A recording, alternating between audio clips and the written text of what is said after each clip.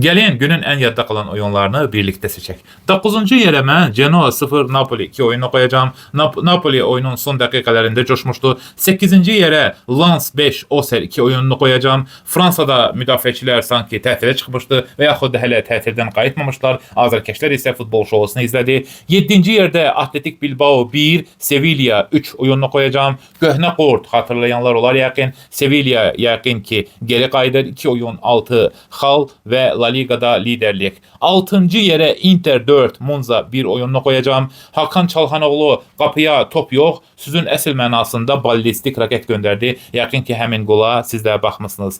5-ci yerə Fenerbahçe 4 Konya 2 oyununu qoymaq olar məncə. Kadıköy'də gol yağışı var idi. Nəhayət ki Fenerbahçe yuxudan ayıldı. 4-cü yerə Brentford 3 Tottenham 0 oyununu qoyacağam. Brentford arıları Tottenham'i elə sancdı ki, Tottenham maç boyu, oyun boyu, yəni meydanda nə axtardığını tapa bilmirdi. 3-cü yerdə Espanyol 1, Real Madrid 2 oyununu qoyacağam. Mourinho üçün yəqin ki bilirsiniz, Mourinho üçün əsas olan gözəl oyun yox, qələbədir və buna da Real Madrid çətinliklə də olsa nail ola bildi. İkinci yerdə Hull City Manchester United 2-0. Bəli, Manchester United azərkeşləri üçün növbəti əzab mövsümü rəsmi olaraq açıldı. Yenə eyni senari, yenə eyni xəyal qırıqlığı.